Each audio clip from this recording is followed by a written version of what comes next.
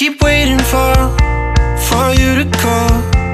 I'm thinking that I'm gonna need a miracle. Wasted again, I tell my friends I'm feeling like you're coming, cause I feel the sun.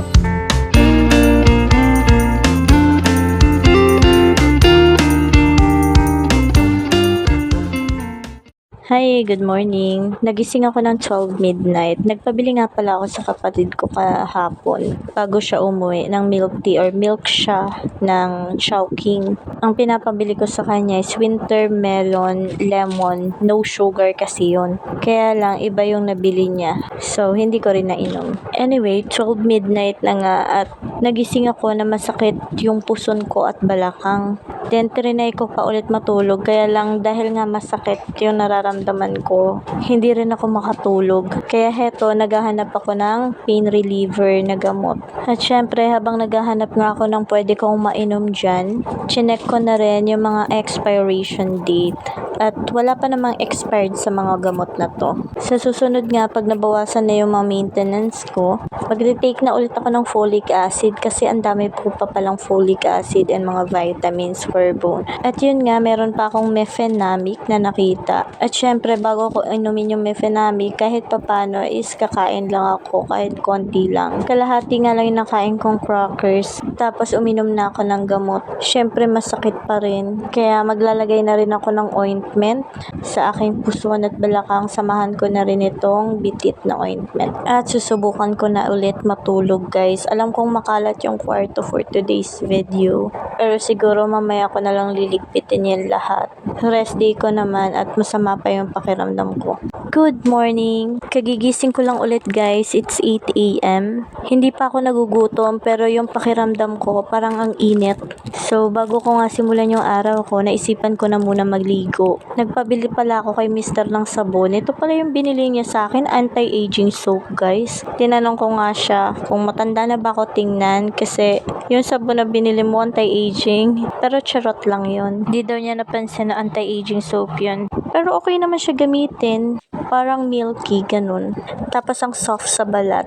Bago nga ako magsimula sa mga gawaing bahay, syempre inuna ko muna yung sarili ko para presko at maset ko yung mood ko. Mo, ba't ka nandyan, Mo? Mo? Pagpasok ko nga sa kwarto, nandito si Mo. Ito na pala yung start na nangihina siya at may nararamdaman na pala siya. Sobrang mahina na rin siyang kumain that day. Matamlay na rin siya at hindi masyadong naglalakad or bumabangon. Napansin ko yon pero hindi ko binig deal kasi baka nga naman nagpapahinga lang. Anyways, nagsimula na ako magligpit ng mga kalat ko. Yung mga kalat dito sa ibabaw, mga damit, lahat yan sa akin lang yan. Si Mr. nakatabi lahat ng mga gamit niyan. Mas marami kasi talaga akong gamit. So, once a week, inaayos ko naman siya. Maraming damit na nakapatong dyan kasi may mga gusto akong suotin na damit minsan. Tapos, since nag-gain ako ng weight, hindi nagkakasya. At dahil nagmamadali na nga kami, papasok sa trabaho. So, dyan ko na lang pinapatong. The next day naman, pag uwi namin, pagod na rin ako. So, every rest day ko na lang na ibabalik ng maayos yung mga damit na sinubukan kong i-fit. Then, inayos ko na rin yung bed para pagdating ni Mr. after niya maligo din is makapagpahinga na siya. Sunod nga nito ay nagdilig na ako ng mga halaman. Yan nga palang nasa harap ng bahay namin, mga plastic ng basura. Inilabas na ng kapatid ko bago siya pumasok sa school. Kasi today, Wednesday, dadaan yung truck ng basura. Binawasan ko nga pala yung mga halaman dito sa harap ng bahay kasi masyadong marami. Yung iba nga ay nilagay ko na dito sa likod bahay. Tapos may nilagay din ako sa harapan ng bahay ni na tatay. So ayan, magulo pa siya. At didiligan ko na rin. Diyan nga sa mga kulay puti na paso, diyan ko tinanim yung mga kamatis na sana naman ay magbunga at lumago. Nagtanim din ako ng sili, labuyo, bell peppers, and yung siling haba. Matapos ko madiligan yung mga halaman, heto nga at naisipan kong manalbos ng kamoteng pula. Napansin ko kasi na ang gaganda ng bagong tubo or bagong sibol na talbos ng kamote. Gagawa nga lang ako ng ensaladang talbos ng kamote. Ilalaga ko lang yan, guys, at isasawsaw sa bagoong isda na may kamatis at pinigyan ng kalamansi. At sakto nga na dumating na rin itong aking herbs and spices na in-order ko online. So, i-unbox ko na nga muna para magamit ko na yung aking Java mixed rice. Medyo dinamihan ko na nga yung order ko today. 9 pesos each lang kasi to. Ito, bay leaves or laurel, black powder pepper. Itatry ko nga din itong cream soup mix, instant beef bulalo, then white pepper, paprika powder, barbecue flavoring powder, at itong Java mixed rice. 3 packs na nga yung binili ko niyan. Then, star anise, banana blossoms, and seedless raisins. Alam ko meron din ako dyan na cream of soup chicken. So, sulit na sulit nga kasi 9 pesos each lang yan. Pag gagamitin ko na, saka ko na lang isasalin sa mga jars, pero ilalagay ko muna siya dito sa aking container. At nakalimutan ko pala, meron pa pala akong stocks ng bay leaves or laurel. Madami pa pala. Akala ko, anato seeds lang yung meron ako. Meron din ako ditong chili powder. Then, yung whole corn pepper guys, natapon siya dito guys. So, isasalin ko lang yan dun sa aking maliit na jar. Maganda nga din dito sa mga binibili ko na herbs and spices, nakalagay na yung expiration date niya dun sa label. At syempre, sulit na sulit sa 9 pesos. So yan, tabi ko na sa food cabinet.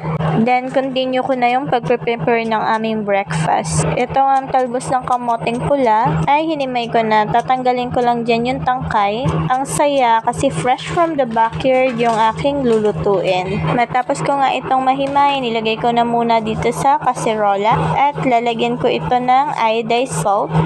Ibababad ko ito sa tubig na may iodized salt or asin para malinis ng maayos. So, ibababad ko nga lang ito ng 10 to 20 minutes para matanggal kung meron mang insekto. Kung fresh from the market naman, mas mabuti pa rin na binababad sa asin yung mga gulay ng 10 to 20 minutes para matanggal kung meron man itong pesticides. Habang nakababad itong talbos ng kamoting pula sa tubig na may asin, hinugasan ko naman itong tatlong mais at isinalang ko na para maluto syempre. Dito naman sa kabilang burner, naglagay ako na malinis ng kawali, nilagyan ko ng mantika at magluluto ako ng egg sunny side up. Magluluto nga rin ako dito ng longganisa. Tinusok-tusok ko ng tinidor para lutong-luto. At dahil nakatali nga itong longganisa is ginupit ko na rin yung tali para maghiwa-hiwalay. So yan, malapit na itong masunog guys. Char, malapit na itong maluto. Sunod naman ay magsasangag ako ng kanin. O diba? Long silog.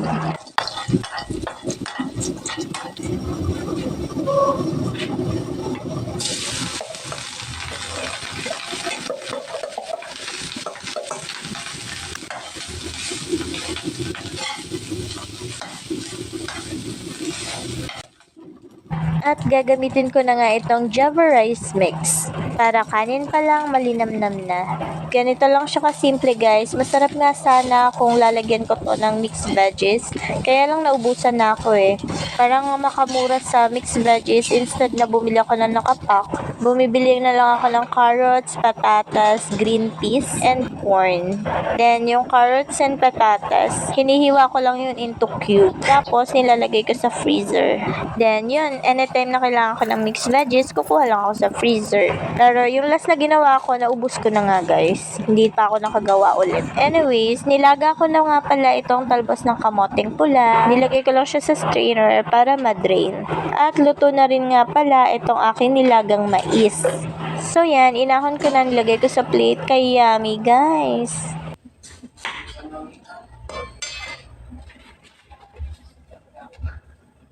So yun nga, tapos na ako magluto. Hiniwa ko na itong kamatis tsaka yung kalamansi at lalagyan ko ito ng bagoong isda para sausawan ko ng talbos ng kamoteng pula. Mas masarap sana kung may siling labuyo pero wala akong nabili.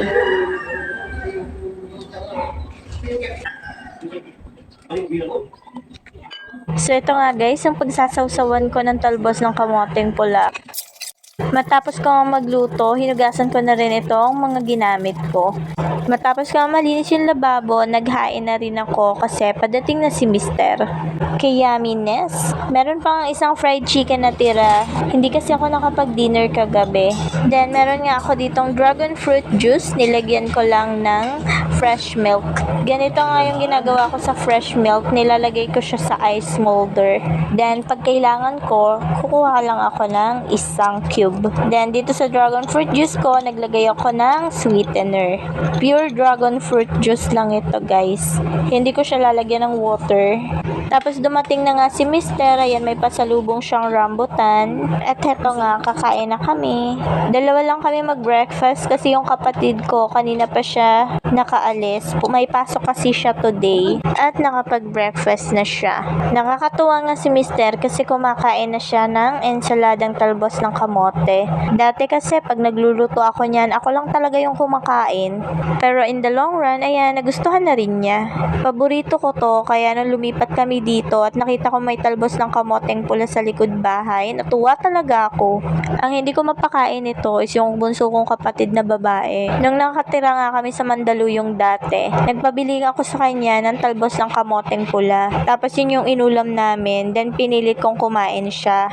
Yun yung first and last na bumili siya ng talbos ng kamoteng pula kasi kada magpapabili ako sa kanya, sinasabi niya sa akin na wala siyang makita, wala daw nagtitinda. Pero pag ako naman yung napapadaan sa palengke, meron naman. Masustansya kaya ito, kaya pag uwi niya, pakakainin ko siya nito. Anyways, yun lang naman ang aking morning vlog. Kain na rin kayo. That's it for today's video. Thank you for watching. Bye!